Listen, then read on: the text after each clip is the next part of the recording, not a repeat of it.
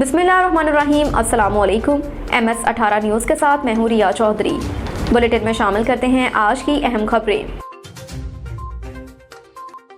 खबर शामिल करते हैं डहरावाला से, जहां मुफ्त आटा मरकज़ पर शहरियों की तस्लील जारी। मुफ्त आटे के हसूल के लिए दूर दराज के इलाकों से आए मर्द व ख़वातीन सख्त मुश्किलात का शिकार। मुफ्त आटा मरकज़ पर आटे के हसूल के लिए आए मर्द व ख़वातीन के मुताबिक सुबह से शाम तक लाइनों में लगने के बावजूद आटा नहीं दिया जा रहा। इंसानियत चंद मनपसंद और सफारशी लोगों को आटे देने के बाद मरकज़ को ताले लगाकर गायब हो जाती है, जबकि सारा दिन लाइनों में लगे शहरी नाकाम और नामुराद घरों को वापस लौटने पर मजबूर। आटा मरकज़ पर मौजूद बास मर्द व ख़वातीन ने सिटी प्रेस क्लब धड़ावाला से बात करते हुए कहा कि हम कई दिनों से रोज़ाना आटा हासिल करने के लिए आते हैं, मगर हमें आटा नहीं दिया जाता।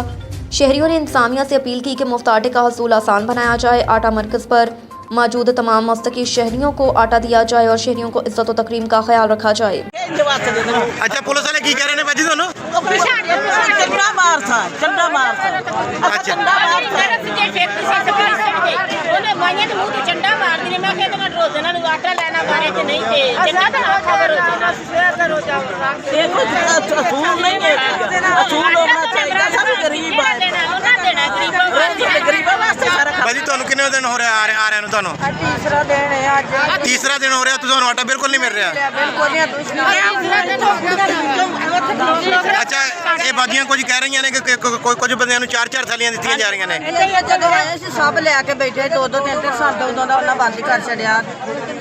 ਦੇਸੀ ਤੋਂ ਪਹਿਲਾਂ ਦੋ ਆ ਮੁੰਡਾ ਆ ਜਿਹੜਾ ਖੇਤ ਭਾਈ, ਇਹਨੇ ਸਾਨੂੰ ਕਿੰਨੀ ਵਾਰੀ ਇੱਥੋਂ ਬਾਹਰ ਕੱਢਿਆ। ਆਂਦਾ ਬਾਜੀ ਮੈਂ ਫਿਰ ਤੈਨੂੰ ਨਾਲ ਲਾ ਦੇ ਸੱਜੇ ਉੱਚੀ ਦਾ।